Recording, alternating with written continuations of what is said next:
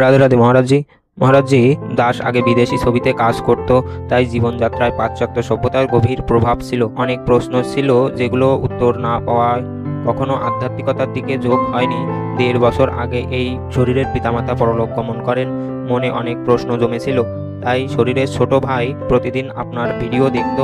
একদিন আমার কানে সেই কথা এলো, কিন্তু আমি যুক্তি বুদ্ধি দিয়ে আপনার মধ্যে ত্রুটি খোঁজার জন্য আপনার ভিডিও দেখা শুরু করলাম। অনেকদিন চেষ্টা করেও যখন কোনো ত্রুটি খুঁজে পেলাম না, তখন আত্মসমর্পণ করলাম। এখন ভগবানের পথে এগোতে চাই।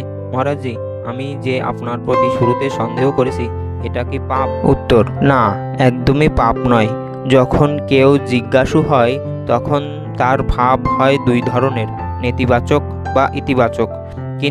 কিন্তু অমৃতকে নেতিবাচক মনোভাব নিয়ে পান করো বা ইতিবাচক মনোভাব নিয়ে, অমৃত তো অমৃতই, সেটাই অমর করে দেবেই। তুমি অমৃতের মধ্যে অনুসন্ধান শুরু করেছো, তাই তুমি অমর তো হবেই, মঙ্গল তোমার হবেই।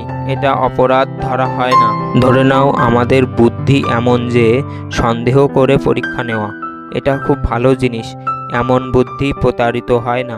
আমরা অন্ধবিশ্বাসে বাধা পড়িনি, বরং বুদ্ধি ও বিবেক দিয়ে যাচাই করেছি। আমরা যার সঙ্গে মিশেছি, যার কথা শুনেছি, তিনি আমাদের বুদ্ধির কষাঘাতে উত্তীর্ণ হয়েছে কিনা। যদি উত্তীর্ণ হন, তাহলে তার সঙ্গে মেলা খুবই ভালো। আমরা এর বিরোধ করি না, বরং করা উচিত। এতে প্রতারণা হবে না।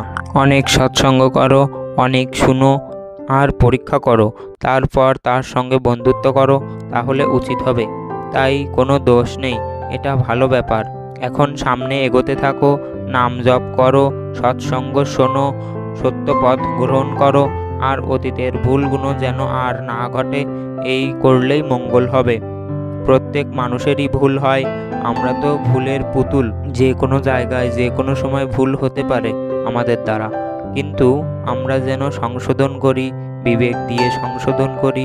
যদি আমরা ভুলের মধ্যেই আটকে থাকি, তাহলে মানুষের জীবনের মানে কি? আমাদের দ্বারা ভুল হতে পারে, দৌড়ানো মানুষই পড়ে যায়, হাঁটতে থাকা মানুষই পিছলে যায়, কিন্তু যে উঠে দাঁড়ায় সেই আসল অগ্রসর হতে পারে।